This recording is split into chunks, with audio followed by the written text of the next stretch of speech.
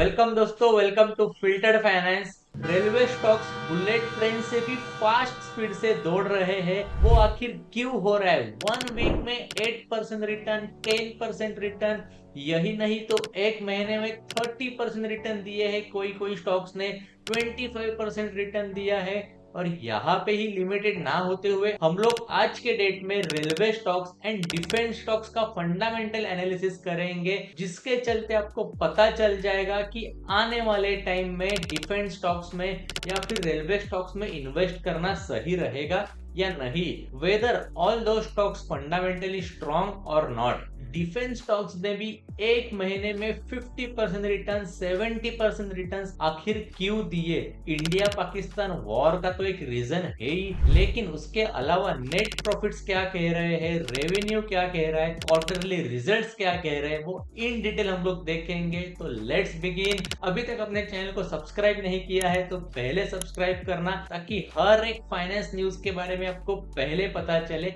And bell button भी hit करना, ताकि हर एक वीडियो का नोटिफिकेशन आपको पहले मिलते जाए। तो स्क्रीन पे आप देख सकते हो, मैंने एक फिल्टर लगाया है जिसमें पूरे के पूरे रेलवे के स्टॉक्स है। आप देख सकते हो मार्केट कैप है, क्लोजिंग प्राइस है, आज के डेट के अनुसार 21 मई के अनुसार पीई रेशियो दिया है, वन वीक रिटर्न्स कितने दिए हैं, वन मंथ रिटर्न कितने दिए हैं, डेट टू इक्विटी रेशियो क्या है, and 5 years historical revenue growth क्या है, and finally net income quarterly कितनी है। तो ये सभी चीजों का हम लोग एक फंडामेंटल एनालिसिस करेंगे। इसके अलावा भी बहुत ज्यादा फंडामेंटल रेशियोज रहते हैं, लेकिन वो थोड़ा हेवी हो जाएगा। लेकिन जो बेसिक रेशियोज है वो हम लोग कवर करेंगे, एंड जो मैथ्स एंड कैलकुलेशन है वो हम लोग ट्राई करेंगे सॉल्व करने के लिए। तो सिंपली आप देख सकते हो यहाँ पे रेलवे के रिलेटेड टोटल 12 स्टॉक्स है, जिसने वन वीक में आप देखोगे 15%, 16%, 18% रिटर्न दिए हैं। वैसे ही वन मंथ में 20% रिटर्न, 16% रिटर्न, 14% रिटर्न दिए हैं। तो ये क्यों हो रहा है? तो यस, एक चीज मैं आपको कहना चाहता हूँ कि रेलवे पब्लिक सेक्टर यूनिट है, यानी कि गवर्नमेंट के पास है, जिसके चलते बोरोइंग्स होना यानी कि डेट टू इक्विटी ज्यादा होना बहुत कम है। और जो आप यहाँ पे देख सकते हो लेस देन 1 है। बहुत सारे कंपनीज आप देखोगे जिसका डेट टू इक्विटी रेशियो जो है लेस देन 1 है। अभी आप पूछोगे कि ओरिएंटल रेल इंफ्रास्ट्रक्चर लिमिटेड ये एक प्राइवेट कंपनी हो सकती है, इंडियन रेलवे फाइनेंस कॉर्पोरेशन, ये देखिए ये गवर्नमेंट कंपनी है, फिर भी इसका डेट टू इक्विटी रेशियो देखो कि बहुत ज्यादा है। लेकिन अभी ये फाइनेंस कॉर्पोरेशन है, जिसके चलते उनका काम ही है कि बोरोइंग्स लेना, एंड उनका कैपेक्स जो है, कैपिटल एक्सपेंडिचर जो है बहुत ज्यादा रहेगा, एंड जो फाइनेंसेस आ रहे हैं जिसके चलते अच्छी खासी डेवलपमेंट होने के बाद वो लोग रीपे भी करते हैं। इसलिए डेट टू इक्विटी रेशियो यहाँ पे आपको ज्यादा दिखाई दे रहा है। अदरवाइज आप हर एक स्टॉक में देखोगे तो less than 1 debt to equity ratio है। उसके अलावा आप क्वार्टरली रिजल्ट्स देखो यहाँ पे, जस्ट अ मिनट। यस, क्यों IRFC इतने स्पीड से भाग रहा था? तो यहाँ पे आपको पता चल जाएगा कि 1681 करोड़ का क्वार्टरली इनकम है। और ये क्वार्टरली रिजल्ट्स आपको कहाँ पे देखने मिलेंगे, वो एक मजेदार चीज है, और आज के दिन आप वो भी देखोगे। So be with me till end. IRFC का आप रिजल्ट देख पा रहे हो तो 1681 करोड़ का नेट प्रॉफिट है क्वार्टरली का। उसके अलावा IRCTC का 341 CR का नेट प्रॉफिट है क्वार्टरली इनकम। RVNL का आप देख सकते हो 311 करोड़ का है। रेल टेल का देख सकते हो 113 CR का है। इतना बड़ा क्वार्टरली प्रॉफिट्स आप देख पा रहे हो, और ये कंसिस्टेंसी अभी से नहीं तो लास्ट 2-3 क्वार्टर से चलती आ रही है, जो आप screener.in पे देख सकते हो। कोई भी स्टॉक ओपन करो, क्वार्टर ऑन क्वार्टर कितना ग्रोथ हुआ है, क्या रिजल्ट है। फॉर एग्जाम्पल मैं आपको टिकर टेप पे भी बताना चाहता हूँ कि अगर IRFC है तो IRFC के फंडामेंटल्स क्या कह रहे हैं। अगर पर्टिकुलर IRFC में आपको इन्वेस्ट करना है तो सिंपली आपको फाइनेंशियल्स में जाना है। वहां पे इनकम में आप देख सकते हो क्वार्टरली ग्रोथ में क्या क्वार्टरली ग्रोथ आपको यहाँ पे देखने मिल रही है नेट इनकम के कॉलम में।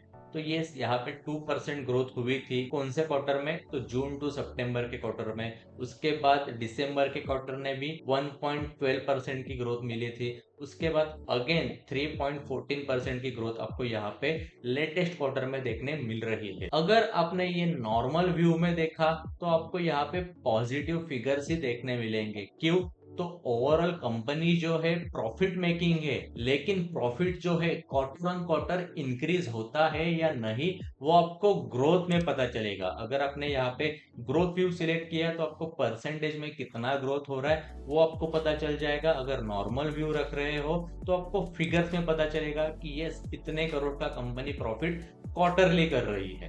है ना मजेदार चीज। मार्केट में 5000 से भी ज्यादा लिस्टेड कंपनीज है। कभी कौन से कंपनी का रिजल्ट लगने वाला है quarterly result, I am telling you. उसके अलावा क्वार्टरली रिजल्ट का शेयर प्राइस पे क्या इम्पैक्ट होता है, अगर उसके ऊपर आपको वीडियो चाहिए तो मुझे कमेंट करके बताना। लेकिन फिलहाल के लिए आपको डेट्स कैसे आइडेंटिफाई करने हैं वो आपको बहुत सारे साइट्स पे पता चलेगा, लेकिन फिलहाल के लिए हम लोग मनी कंट्रोल यूज कर रहे हैं। अगर आपको चाहिए कि जो हम लोग स्टॉक देख रहे हैं फॉर एग्जांपल IRFC, तो ये स्टॉक का आपको क्वार्टरली रिजल्ट कभी लगा है ये चाहिए तो यस, अब IRFC यहाँ पे सिलेक्ट करना, इंडियन रेलवे फाइनेंस कॉर्पोरेशन। तो कभी है रिजल्ट, उसका 20 अप्रैल को ही लग गया था। जॉब्स अगर इसके ऊपर क्लिक करोगे तो आपको पता चलेगा कि यस 1600 करोड़ के आसपास नेट प्रॉफिट है। और यहाँ पे भी आप देख सकते हो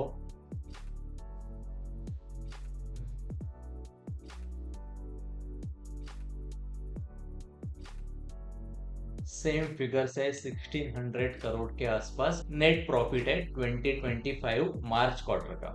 मार्केट कैप वाइज भी आप देखने जाओगे तो सबसे बड़ा मार्केट कैप IRFC का ही है, जिसमें आपको मार्केट कैप बोलो या फिर PE रेशियो बोलो, वीकली रिटर्न्स बोलो, आपको हाईएस्ट टू लोएस्ट और एल्स लोएस्ट टू हाईएस्ट का फिल्टर देखना है। कि अगर मार्केट कैप पे मैं क्लिक कर रहा हूँ तो यस हाईएस्ट मार्केट कैप ये निकल के आ रहा है। उसके बाद वीकली रिटर्न्स 8% दिए थे, मंथली रिटर्न्स 5% दिए थे। डेट टू इक्विटी का मैंने रीजन आपको ऑलरेडी बता दिया है।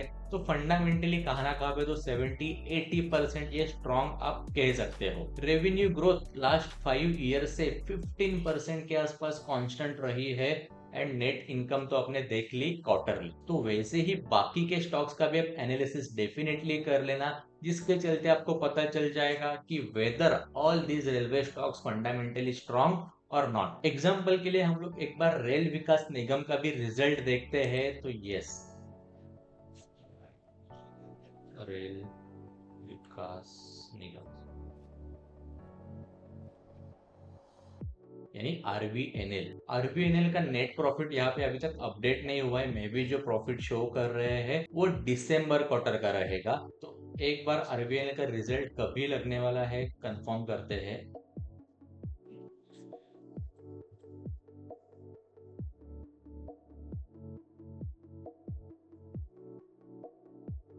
यस 21 में, और आज का डेट भी 21 में है। अभी तक अपडेट नहीं हुआ होगा, इसके चलते आपको यहाँ पे कुछ भी नहीं दिखाई दे रहा है। लेकिन जो प्रीवियस रिजल्ट जो है वो 311 करोड़ का जो प्रॉफिट है वो दिसंबर क्वार्टर का रहेगा। और वो कैसे आप पता कर सकते हो तो मैं आपको बता देता हूँ। अगेन फाइनेंशियल्स में जाके क्या आपको यहाँ पे दिखाई दे रहा है क्वार्टरली नॉर्मल व्यू में 2025 मार्च का रिजल्ट? तो नहीं बॉस, जो लेटेस्ट नेट प्रॉफिट जो है वो दिसंबर का है। कल के दिन या फिर परसों के दिन ये पर्टिकुलर वेबसाइट्स पे भी अपडेट हो जाएगा। जितने भी अलग अलग डिफरेंट वेबसाइट है उसमें अपडेट होने के लिए टाइम लगता है। सो आई होप आपको यहाँ तक पता चल गया कि यस रेलवे स्टॉक्स कौन से है, क्यों बढ़ रहे हैं। और एक ही रीजन है कि प्रॉफिट जो है अच्छा खासा बढ़ रहा है। क्वार्टरली प्रॉफिट जो है क्वार्टर ऑन क्वार्टर बढ़ रहा है, ईयर ऑन ईयर बढ़ रहा है। All stocks are government back companies, जिसके चलते उनकी बोरोइंग्स बहुत कम है। फाइनेंस कॉर्पोरेशन है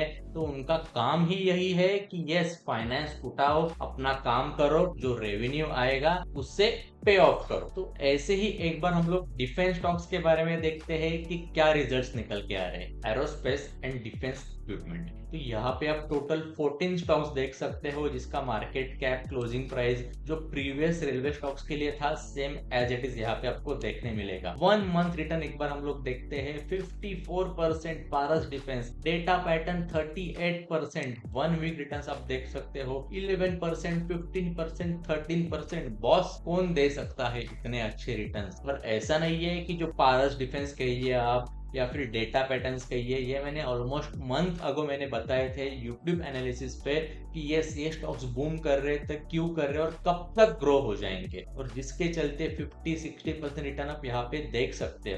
अगेन डिफेंस स्टॉक्स है, इनको सपोर्ट किसका रहेगा? तो इंडियन गवर्नमेंट का। डिफेंस कौन मैनेज करती है? तो यस, हमारी इंडियन गवर्नमेंट। ऑर्डर्स किसके पास से मिलने वाले हैं? तो कोई प्राइवेट कंपनी है नहीं, इंडियन गवर्नमेंट के पास से ही ये जो प्राइवेट कंपनीज है उन्हें ऑर्डर्स बड़े बड़े मिलते हैं। तो जिसके चलते इंडिया पाकिस्तान वॉर की जैसे न्यूज आ गई थी वैसे स्टॉक्स ने भी बूम करना चालू कर दिया था।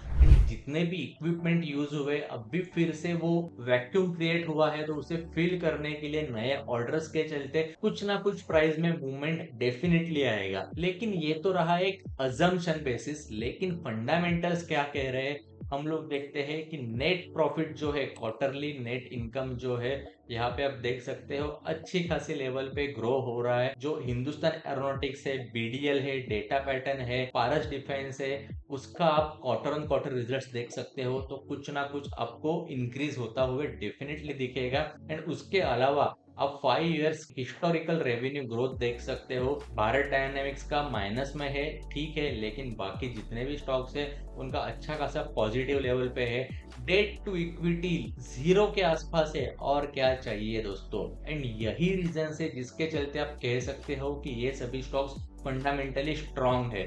फॉर एग्जाम्पल हम लोग अभी पारस डिफेंस देखते हैं कि इसका क्वार्टरली रिजल्ट्स क्या कहते हैं। अगेन फाइनेंशियल्स में जाके नेट इनकम आप देख सकते हो जून 2024 में 14%, 13%, 15%, 19%। तो आप अगर ग्रोथ व्यू भी देखोगे तो यहाँ पे आपको अच्छा खासा ग्रोथ होते हुए दिखेगा, जो कि लास्ट अब 1 ईयर से कंपेयर भी करोगे तो यहाँ पे आपको ग्रोथ दिखाई दे रहा है। सिर्फ सितंबर क्वार्टर में आपको -6% ग्रोथ है। प्रॉफिट निगेटिव में है तो नहीं बॉस, प्रॉफिट पॉजिटिव ही है, लेकिन ग्रोथ जो है वो थोड़ा नीचे चला गया था, लेकिन क्वार्टर ऑन क्वार्टर ग्रोथ अच्छा खासा बढ़ रहा है। उसके अलावा और एक स्टॉक्स हम लोग देखते हैं, हिंदुस्तान एरोनॉटिक्स ने अच्छा खासा नेट प्रॉफिट अर्न किया था। सबसे हाईएस्ट आप देख सकते हो 3976 करोड़ के आसपास। अगेन फाइनेंशियल्स में जाके हम लोग एनालिसिस करते हैं, नेट प्रॉफिट 176%। अगर आप देखोगे सितंबर क्वार्टर में सिर्फ 5% थे,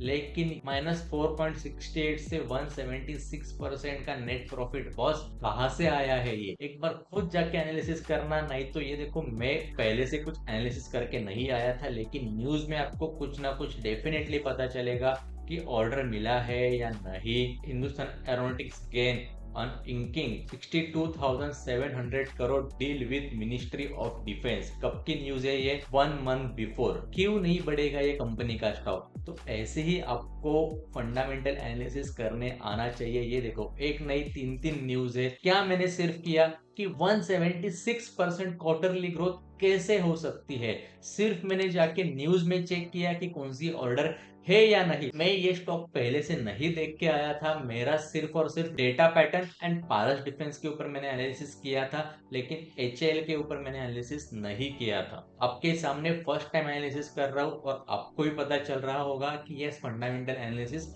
किस तरीके से करते हैं। फिर आप अभी कौन सा भी स्टॉक उठा के देखिए कि आपको कैसे फंडामेंटल एनालिसिस करना है एंड ये सभी स्टॉक्स के प्राइसेस क्यों बढ़ रहे हैं। सो आई होप आपको यहाँ तक पता चल गया है कि यस फंडामेंटल एनालिसिस आपको किस तरीके से करना है। डेट टू इक्विटी रेशियो आप देखोगे तो बहुत सारी कंपनी है जिनका 0 है डेट टू इक्विटी रेशियो, यानी कि डेट उनके ऊपर है ही नहीं। आप कंपेयर करोगे इक्विटी के साथ तो 1 मंथ रिटर्न्स 54% जो हम लोग ने पहले ही देख लिया है। मार्केट कैप भी आपको अच्छा खासा देखने मिलेगा कि हिंदुस्तान एरोनॉटिक्स का सबसे ज्यादा है, BDL का है, उसके बाद डेटा पैटर्न, पारस डिफेंस। तो नीचे आते आते आपको बहुत सारे स्टॉक्स देखेंगे, लेकिन ये क्वालिटी स्टॉक्स कौन से हैं वो अभी मैंने आपको थोड़ी हिंट तो दे दी है। 70-80% आपको पता चल गया है। अभी फाइनल डिसीजन जो है 20% का खुद R&D करके ले लेना। अगर यहाँ तक आपको वीडियो पसंद आया है तो पहले वीडियो लाइक करना, चैनल को सब्सक्राइब करना एंड बेल बटन भी हिट करना